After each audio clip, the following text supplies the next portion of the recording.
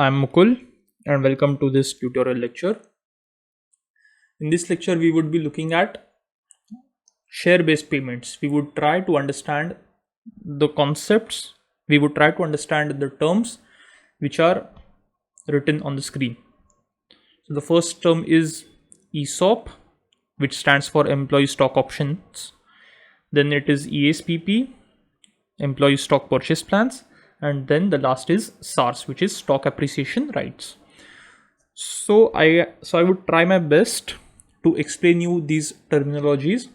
So by the end of this video, you would be very well acquainted with these terms and these terms will start making sense to you. Just a disclaimer that we would be just understanding these terms with the help of examples. The accounting part will not be covered in this video. I will be making a separate video teaching the accounting part. But for this video, the aim is to understand the meaning of these terms. So what is an ESOP? As we all know, it is employee stock options. But what does that mean? Let's say we have an employee, Mr. X, and he is demanding a salary of let's say $1,20,000 per annum.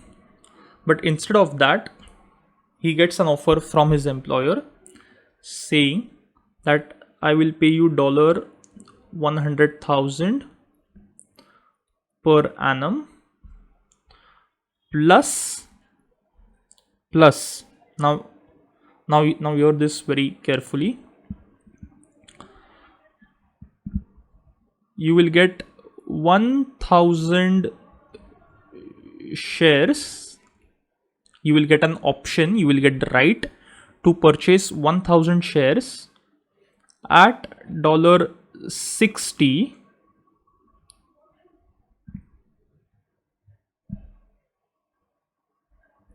at $60 if you stay for 3 years.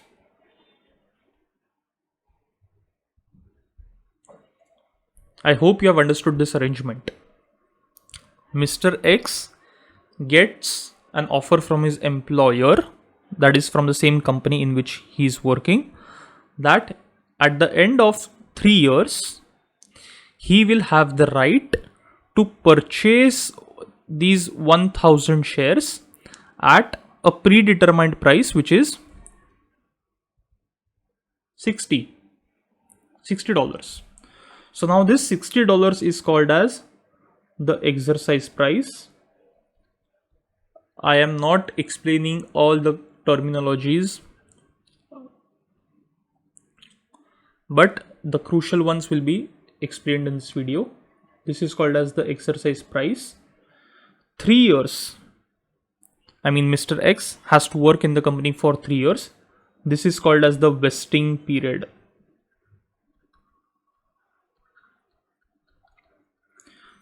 I am repeating. Mr. X has the option. He has the option to buy 1,000 shares. So after completing 3 years, if Mr. X decides that he is not interested in buying the shares of the company, then it's fine. The option will lapse. He will choose whether he wants to buy or he's not interested in buying. Now, if he decides to buy the shares of the company, let's assume today's day is 1st January 2021 and Mr. X has to stay with the company till 31st December 2024. Now let's say on 1st January 2025, when all these 1,000 shares have been vested on Mr. X, he decides that he wants to purchase or he wants to exercise his right. Then he will have to pay because since he is exercising the right, he will have to pay this exercise price. So he will have to pay $60 per share into 1000 shares, that equals to $60,000. And let me remind you that this 60, which is the exercise price, will always be lower than the current market price. So whenever the company, so in this example the company is giving the right to Mr. X to purchase the shares at 60 rupees, let's assume that the market price would be somewhere around 80. So Mr. X is getting a benefit of $20. So I hope you have understood what do you mean by ESOP.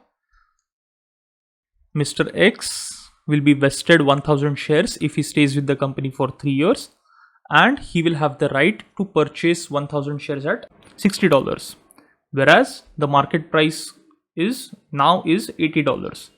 So this is the benefit that Mr. X is getting just because he is an existing employee.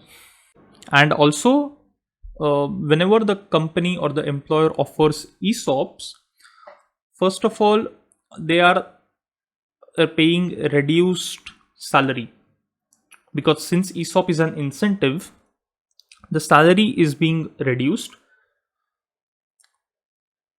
By offering an ESOP, the employee is getting an ownership in the company. That is the second thing. Third thing, the employee gets a chance to purchase the shares of the company at a reduced or a discounted price because he has the right to purchase it.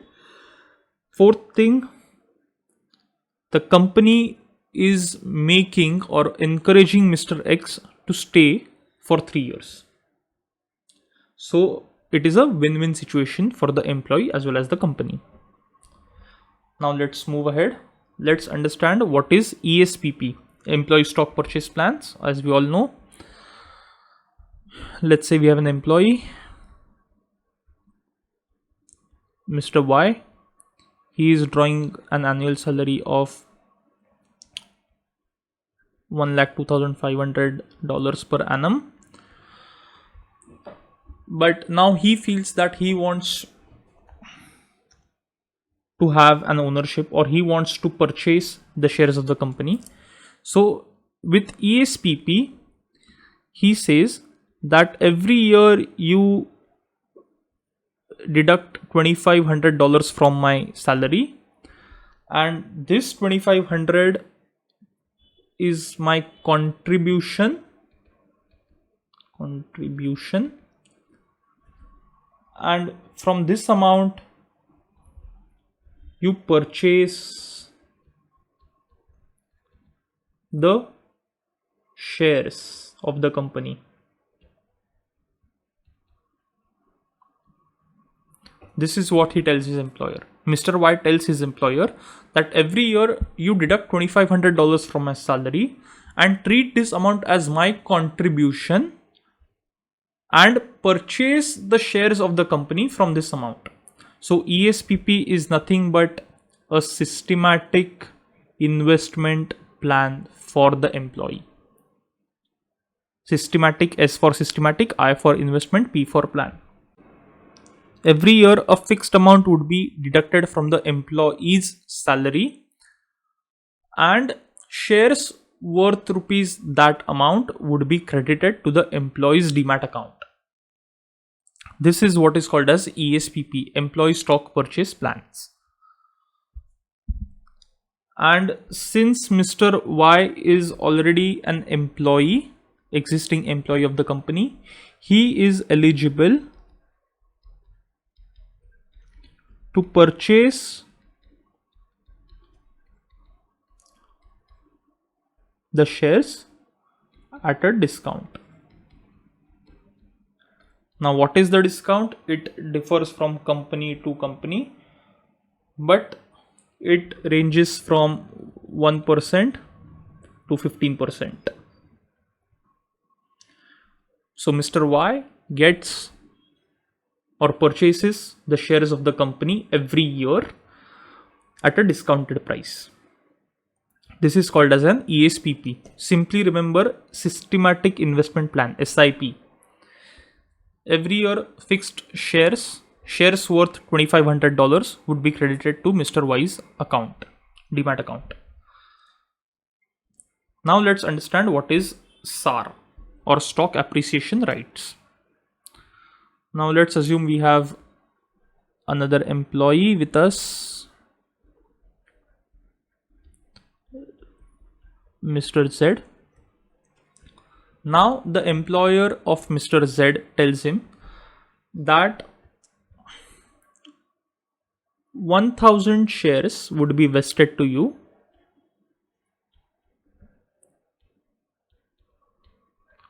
let's say on 31st December 2022. But this is not an option to you. You do not have to pay us anything. In fact, the current market price, CMP stands for current market price, is $100. Today, the market price of the share is $100. And on 31st December 2022, whatever is the appreciation in the stock price, we would pay you the appreciation. So let's say on 31st December 2022, the price is $140. So what is the appreciation? The appreciation is 140 minus 100, which is $40. So $40 per share will be paid to Mr. Z via cash, in cash. So $40 into 1000, that gives us 40,000. So $40,000 would be paid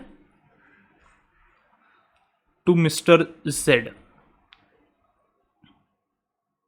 This is stock appreciation, because Mr. Z is eligible for the capital appreciation in the stock price. Now again, this is the exercise date, because on this date the shares will vest, and this is the contract, and 40,000 would be paid in cash. I hope you have understood SAR, and these were the terms with us at the start of the lecture, but I'm going through the entire presentation again so that you are well versed. Mr. X gets an offer from his employer that 1000 shares will be vested to you if you stay with us for 3 years, and you have the right to purchase 1000 shares at $60 per share.